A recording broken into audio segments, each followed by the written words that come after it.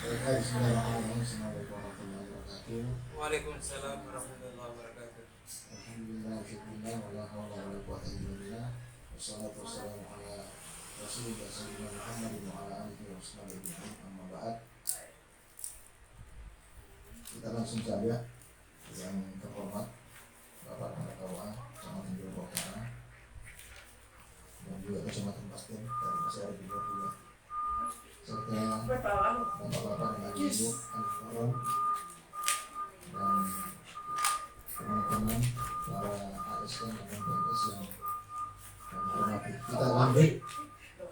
Kita lanjutkan sesuai dengan jadwal yang kita sepakati. Insya Allah tidak ada di halangan. Jadwal pengkajian kita yang kita sudah susun secara bersama kita lanjutkan sebagaimana biasanya. Kalau yang kemarin kita masuk ke syarat nih supaya kita apa lagi namanya, supaya karena waktu kita ini kurang lebih 30 menit, kita yang pasti saja dulu yang kebetulan ada saya simpan ini hal-hal yang membatalkan sholat. Hal-hal yang membatalkan sholat sebenarnya bisa kita masuk di selanya di situ. Ada rukun sholat, ada sunnah sholat, ada namanya sunnah abad. Apa itu sunnah abad? Sunnah abad adalah sunnah yang apabila ditinggalkan mewajibkan sujud sahwi. Jadi itu ikhtilaf juga sebenarnya, ikhtilaf. Ada yang kalau dari kalangan Nahdliyin, ulama Nahdlatul Ulama itu, bahkan kalau menurut Imam Syafi'i sebenarnya kunut itu bagian dari sunnah abad. Jadi makanya orang-orang dari kalangan Nahdlatul Ulama menganggap kunut di subuh hari itu kalau tidak dikerjakan atau mungkin kelupaan maka diganti dengan sujud sahwi. Meskipun ada juga yang tidak menganggap itu sebagai sunnah abad, karena itu ikhtilaf. Yang jelas kalau persoalan rukun sholat semua sepakat bahwa itu adalah sesuatu yang apabila ditinggalkan maka menjadi sholatnya menjadi batal. Jadi rukunnya sholat itu tentu adalah takbir, niat seperti yang kita bahasakan kemarin, tempat niatnya itu mahallu fi qalbi, dan kapan dilaksanakan niat itu yakni muqtarinan bitakbir, pada saat mengangkat takbir, mengumandangkan takbir Allahu Akbar bersama dengan itu berbarengan dengan niat. Cuma biasanya ada orang tidak bisa penas niatnya, dia goyang-goyang, jadi makanya dikukuhkan dengan lafaz. Ada biasa dikukuhkan dengan lafaz usolli fardas sholat itu. Tapi kalau kita sudah terbiasa dan pada saat kita bertakbir begitu sudah mengukuhkan di hati bahwa saya ini sebenarnya posisi makmum dan sholat zuhur, sudah sah itu, sudah sah. Imam niat. Kemudian yang kedua, kalau membaca doa iftitah itu bukan masuk rukun, ya sunnah sih. Masuk membaca surah Al-Fatihah, ya itu rukun Fatihah. Terus setelah itu baru ruku, kemudian iktidal, kemudian sujud, kemudian duduk di antara dua sujud, kemudian duduk iftirash, kemudian tasyahud awal, tasyahud akhir, salam. Cuma lagi beda-beda ikhtilaf di dalam salat. Ada yang mengatakan kalau 2 rakaat di salatnya itu dia tidak perlu duduk, dia duduk tawarruk. Apa namanya itu yang kalau di pertengahan itu? Duduk iftirash. Iftirash. Yang mana yang iftirash? Yang begini? Yang duduk itu pantat. Begini namanya iftirash. Ya. Ini namanya tawarruk. Duduk tawarruk itu kalau duduk di pantat. Ya, ada juga yang berpendapat kalau sholatnya cuma 2 rakaat maka dia iftirash meskipun dia tahiyat akhir seperti sholat subuh. Sholat subuh begini. Setiap 2 rakaat itu tidak perlu. Asal 2 rakaat dia iftirash begini. Ya. Jadi kalau sholat subuh begini. Yang terakhir. Ya, dia terakhir. Yang suruh Jadi nanti duduk tawarruk itu kalau dia 4 rakaat atau 3 rakaat. atau sholat maghrib toh. Iya. Kalau sholat sunnah begitu. Ada juga yang menggabungkan itu antara bersedekap dengan tidak. Kalau Imam Malik kan Allahu Akbar begini ke bawah. Nah, ada juga yang bersedekah, tapi ada juga yang ambil pertengahan. Kalau dia salat wajib Imam Syafi'i, tapi kalau dia salat sunnah dia Imam Malik. Nah itu variasi-variasi beribadah itu. Cuma itu kan namanya ikhtilaf, tidak ada persoalan. Yang penting tidak keluar dari rukun. Hal-hal yang membatalkan sholat ada 11. Wallazi yubtilu sholata ahada asyara syai'a. Jadi ada 11 perkara yang sekiranya itu disengaja dilakukan sementara kita sholat, maka sholat kita menjadi batal. Yang pertama al-kalamul amadu.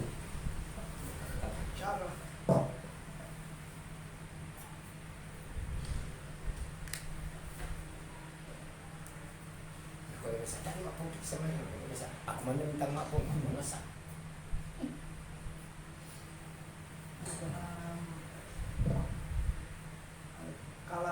Al-kalamul amadu, berbicara yang disengaja.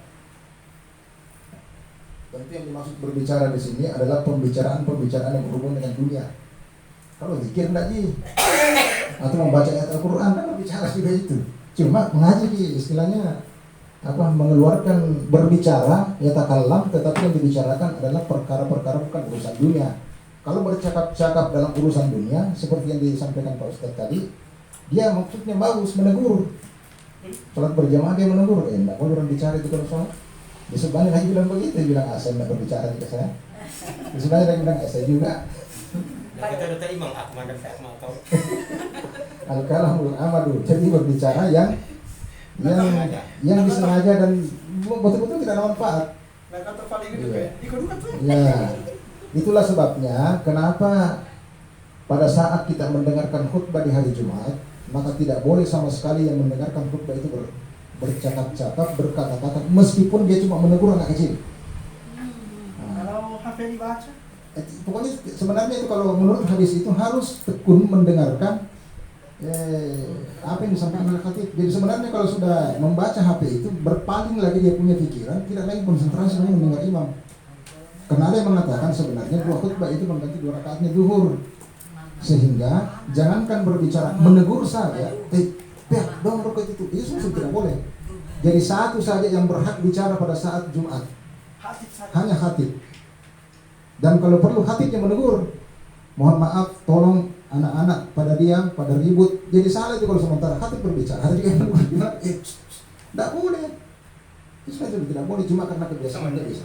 Jadi maksudnya baik, tetapi ditempatkan pada tempat yang keliru, akhirnya juga jadi salah. Sesuatu yang bagus, tetapi kalau salah menempatkan, menjadi salah. Ini. Kalau khutbah dibaca begitu langsung orang masuk sholat sunat tahiyatul masjid. Bisa itu, karena ada hadis, pernah ada sahabat itu begitu, sementara Nabi khutbah, ada jamaah, ada mungkin sahabat yang terlambat, langsung duduk. Tapi di kode sama Rasul dia salat 2 rakaat dulu. Tetap ada hadisnya Nabi kan begitu, barang siapa yang memasuki masjid walaya jelis hatta yusolli rakaatain. Cuma tidak disebutkan di situ, ada dimaksud Nabi di situ apakah itu salat tahiyatul masjid atau salat sunnah qabliyah. Kan tidak ada petunjuknya begitu. Tapi hanya Nabi bersabda, siapa yang masuk dalam masjid sebelum dia duduk, la yajlisu hatta yusolli rakaatain. Dia tidak boleh duduk sebelum salat 2 rakaat. Tapi Nabi tidak mengatakan salat tahiyatul masjid kayak itu atau salat qabliyah.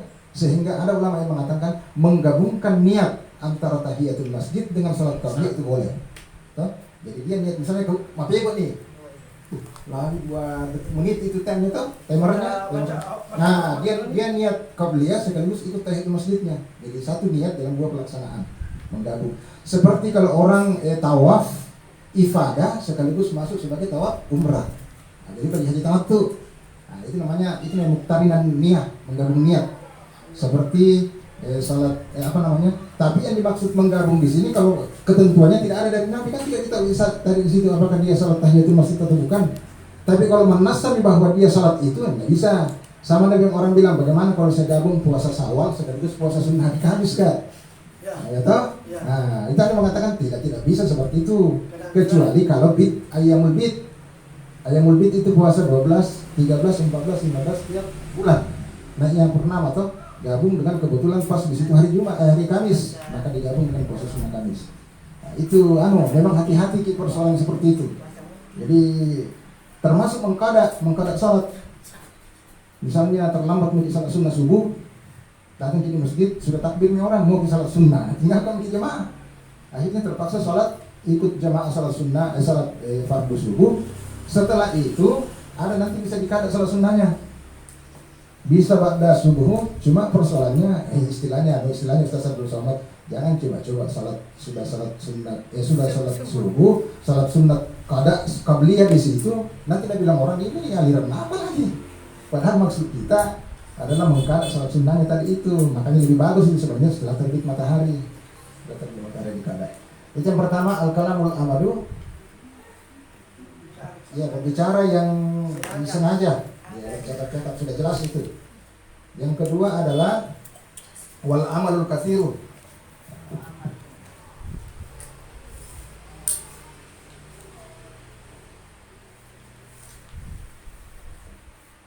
Goyang, bila kido. Mama pak koy, paano ka namin? Alhamdulillah, Rabbil alamin. Aku satu aja tahu. Ano pak koy Ya, banyak goyang di luar gerakan-gerakan rukun, maksudnya seperti itu. Contohnya, Tidak sadar.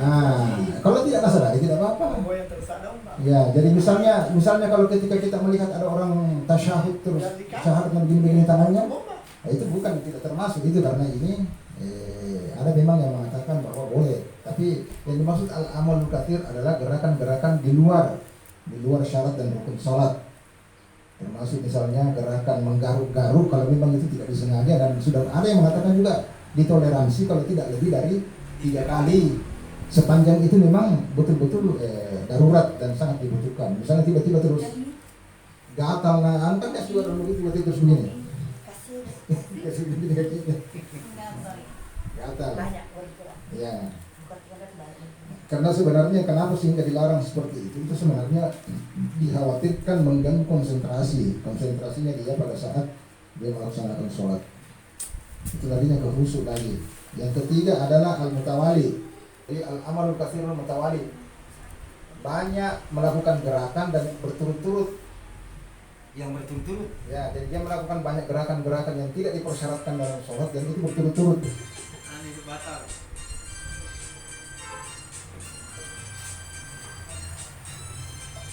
Sebenarnya Pertama berbicara amal kasiru mutawali berbicara disengaja. berulang-ulang kali. Kemudian melakukan aktivitas dengan banyak dan berturut-turut. Kemudian wal hadas. Yang keempat. Al hadas.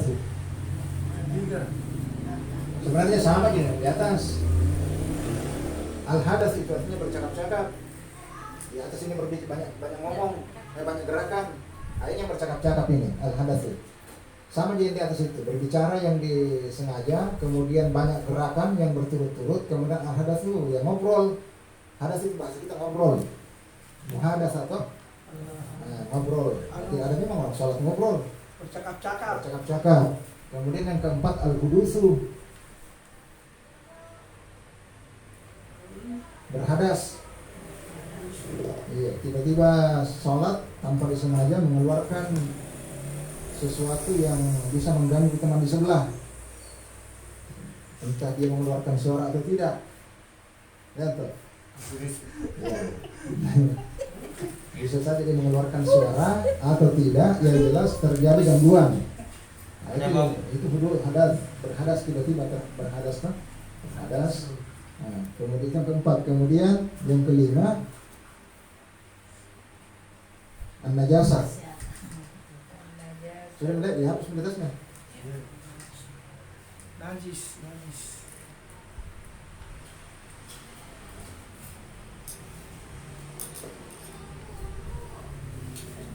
Najisun.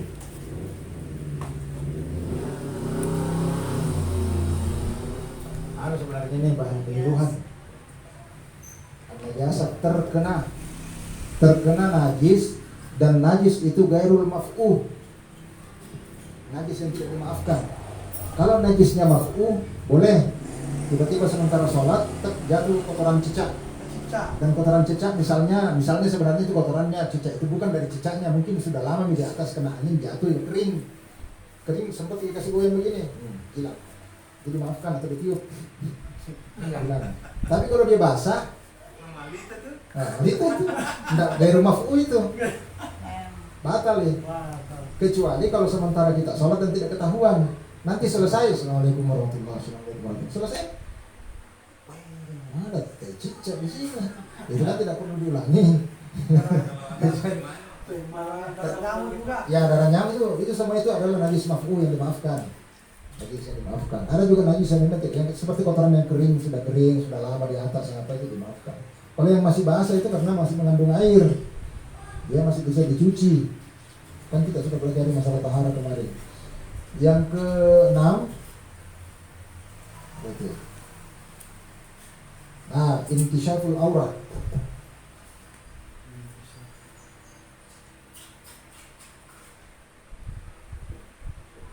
Intisyaful aurati. Tersingkapnya aurat. Tapi kalau tersingkapnya karena hembusan angin dan bisa diperbaiki, tidak apa-apa sih. Yang bahaya itu kalau misalnya kita bidaknya memang tidak bagus karena selipas sabde, tiba-tiba karena sudah rukuk dan rukuknya juga imam terlalu lama sedikit terlalu lama berdiri, terinjak lagi ujungnya, terbuka gulungannya.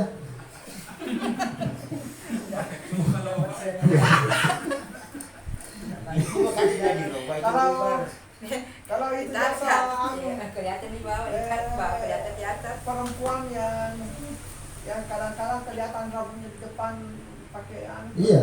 Mukena. Makanya itu sebenarnya itu wanita ketika dia mau sholat, Harus pakai cermin. sebisa mungkin itu dia harus ada yang bisa dijadikan panduan di depannya, cermin kah atau orang, tidak kelihatan kah? Karena biasanya saya perhatikan biasa kalau bukan di sini.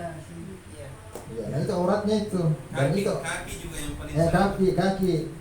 Makanya biasa ada ibu-ibu lebih sekali taruh di atas, disimpul, yang penting dibawa tertutup. Karena biasanya itu kalau saat sudut begini kelihatan telapak kan. Kelihatan anunya, telapak kakinya. Ya, benar kaki. Semestinya ya harus pakai kos. Ya, sebenarnya begitu.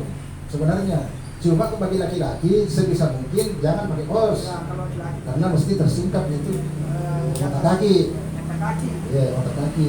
Makanya itu kalau sholat biasanya ada juga orang itu siasati. Itu kan sebenarnya hadisnya Nabi. Ketika kamu hendak sholat maka apakah itu terbuka itu, jangan sampai isbal kan apa istilahnya. Tapi itu kalau saya pahami dalam konteks sholat, tidak dalam konteks sehari-hari. Tapi ada yang memahami konteks sehari-hari sehingga bikin celana yang Pakai cingkrang. celana cingkrang. Nah, karena itu menyebabkan isbal. Pakai lewat kantor.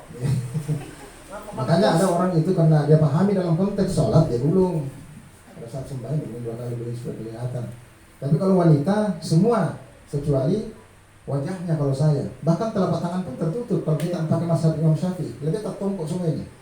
Kecuali kalau pakai Hambali yang di tanah suci, ya terbuka telapaknya, bahkan sampai punggungnya. Makanya di sana orang Turki sembahyang pakai gamisnya saja. Iya. Terbuka gini. Pakai celana panjang dia. Dia pakai Jilbab, dia pakai telekut. enggak, jilbab. Dia jilbab cuma dia agak tarik ke depan ini supaya dagunya tertutup. Dia agak tarik ke depan begini. Nah, baru ini terbuka kafai ini. Telapak tangannya watin wazahiru punggungnya juga terbuka. Tapi kalau kita Imam Syafi'i kehati-hatian lebih sekali tertutup semua kecuali wajah yang digunakan untuk berhadapan-hadapan. Intisyaful aurat. Masuk 8. 7 dulu. 7. Banyak sekali video. sekali bisa selesai. Sekali selesai itu. Intisyaful aurat. Taghyirun niat. Jasa.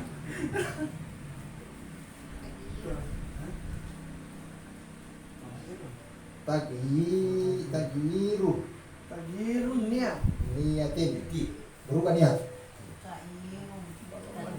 Yang dimaksud berubah niat di sini bukan berubah niat salatnya, berubah niat tiba-tiba mau berhenti. Oh begitu. Allah Akbar. Berhenti dulu deh. Nah, biasa begitu. Terutama bagi ibu. Apalagi kalau Sementara begitu dikhawatirkan bayinya menangis, jangan sampai jatuh. Makanya Nabi bersabda kalau ada begitu percepat sholatnya, terutama bagi ibu-ibu yang mengkhawatirkan, apalagi kalau ada anaknya yang jatuh atau mungkin mengkhawatirkan dia mau jatuh dari tempat tidur kan bimbang. Terus ini batal, terus ini batal. Nah itu sudah berubah, sudah batal itu, sudah berubah niat. Takbirun niat. Apalagi kalau dibilang jangan habis sebentar ini, ngerusak ya. Jadi memang itu sebenarnya pada saat kita sudah mengambil niat, sebelum kita berniat sholat kita berazam, bertekad bahwa saya tidak akan merubah niat ini sampai saya selesai. Jadi ketika beda kalau takbirun niat dalam arti kata merubah sholat fardunya menjadi imam.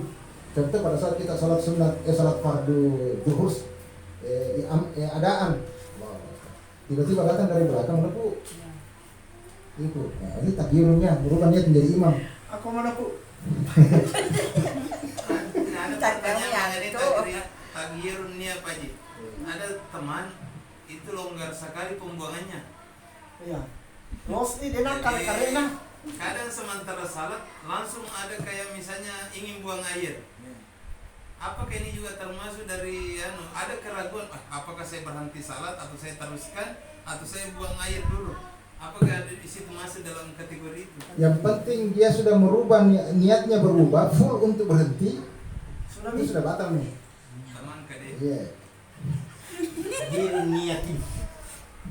Karena ada juga sebenarnya keraguan yang muncul. Terus terang saya sendiri mengalami keraguan yang muncul itu antara lain. Biasanya ini mohon maaf kalau sudah buang air kecil, sudah yakin sudah keluar semua. Toh bahkan sampai diurut segala macam apa. Terus tiba-tiba kalau kita sembahyang, terus tiba-tiba ada perasaan seperti mau keluar begitu. Pernah itu beberapa kajian pernah saya ikuti, bahkan pernah saya baca. Itu sebenarnya tidak. Itu bahagian dari apa istilahnya? Bagian dari bahasan itu godaan-godaan sebenarnya seperti itu. Karena toh ternyata setelah kita sholat kita periksa, ya enggak sih. Beda kalau memang tiba-tiba sudah kebelet itu, enggak bisa ini. Berhenti dulu. Berhenti dulu. Enggak bisa itu sudah takbirnya itu. Oh harus berhenti di situ Pak. Berhenti lagi, iya.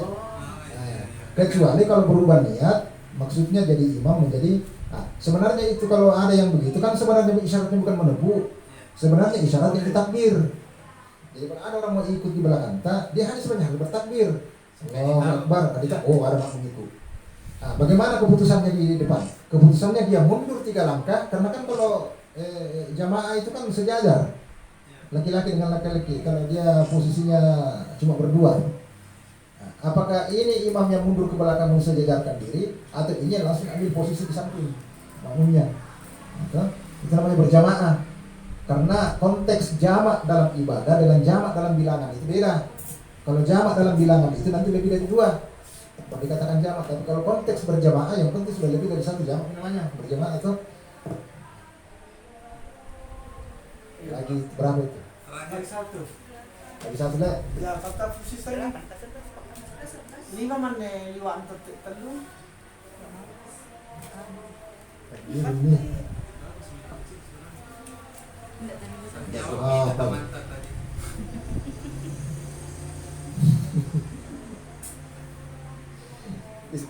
Istidbarul kiblah. Ke-8 ya. Istidbarul.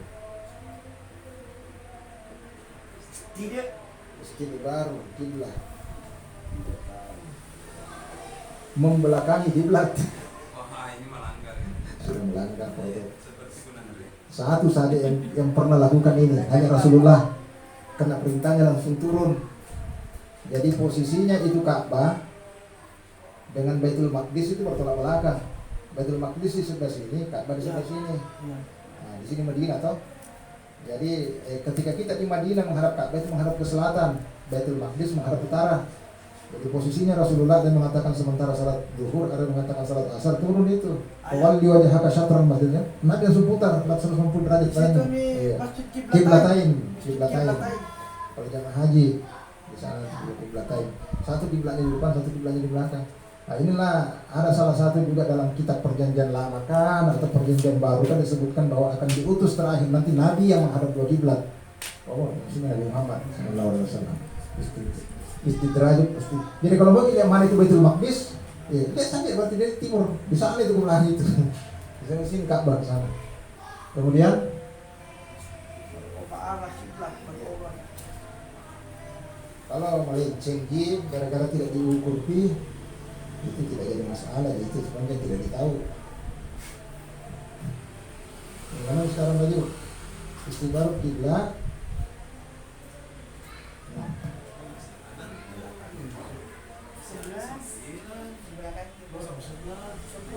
Yes. 11. Apa ini? Akal. Al-aklu. Oh, tidak berakal. Kumande. Makan. Oh, Ya, kalau kalau anu, kaf. kalau kaf, anu, Akli. Ya, kafu. kapu. Ini kifu. Kepo. Ada apa tahu sama yang main dokumen. Maksudnya itu kumande, jangan sampai pada saat mati masih makan canggur masih ada di sebelah giginya. Nakanda ko. Iya. Anu kecil aja isi Ya. Anda kasih ke anak. Apalagi kalau dia imam, masih ada ganjal-ganjal gitu. Bismillahirrahmanirrahim. Kali kumande nanjo. Ya. Anjo jadi makanan.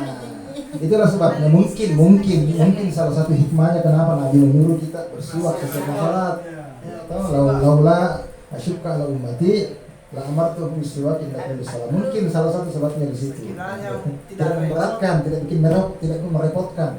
Saya perintahkan setiap Perintahkan. salat saya bersiwak. Jangan sampai ada yang tersembunyi di situ. Itu maksudnya yang terselip. Itu yang dijaga itu. Kemudian yang ke-10 asyurbu. Ya, minum. Minum. Rokok napasan ngalali menhamida tigoro. Solo bukan sabir lagi. Ya, sudah salawat nih terakhir 11.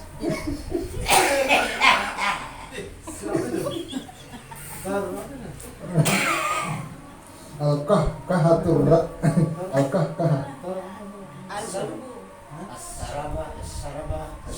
asyurbu. Minum. Syurbu itu minum. Jadi contohnya mungkin juga salah satu kenapa orang tua kita mengatakan kalau sudah minum kapurung ganjal nasi. Jangan sampai kita bilang sementara sujud Tangan gomo. keluar kembali di leher. Sampai di sini dibuang bahan terus kembali. Sumi talundui. Ya, tigoro ditilak sendiri dong. Pas melei. Tapi itu kita kurang kade dulu yang namanya memperjama. Ada lalu nanti goro na ganggu tahu. Diuji no. Kahatu. Tertawa terbahak-bahak. Jangan sampai ada memori yang itu. Karena tertawa dalam sholat itu hanya ditoleransi sampai batas tersenyum. Kalau senyum-senyum cap biru juga begini, nah itu masih sah. Tapi kalau sudah mulai terbahak-bahak, itu yang sudah batal. Kemudian terakhir kan 12 tahun Isna Asyara Riddah. Apa? Riddah tuh bukan apa murtad. Oh, Riddah apa murtad? Riddah tuh murtad. Jelas kalau murtad. Jadi kalau dia sudah niatkan keluar dari Islam sudah otomatis. Mario. Mana ini?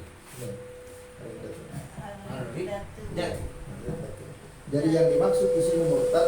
Jadi yang dimaksud hadis Nabi mengatakan itu mantan salat bertahunan. Siapa yang meninggalkan salat berturut-turut? Kata dihara. Jadi kafirnya disebutkan karena kafiran, udah. Dan sampai orang tidak sampai dibilangin kafir. Kalau hanya sekedar malas saja bukan belum itu. Jadi saya kira itu barangkali kita karena kita lambat kalinya memulai. Insya Allah mudah-mudahan kita diberikan oleh Allah Subhanahu Wa Taala kesehatan, umur yang panjang, kesempatan bisa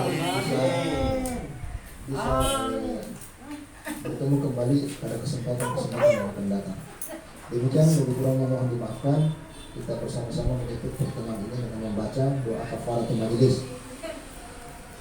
Subhanallahumma wa bihamdika astaghfiruka wa la ilaha illa anta astaghfiruka wa atubu ilaik. Assalamualaikum warahmatullahi wabarakatuh.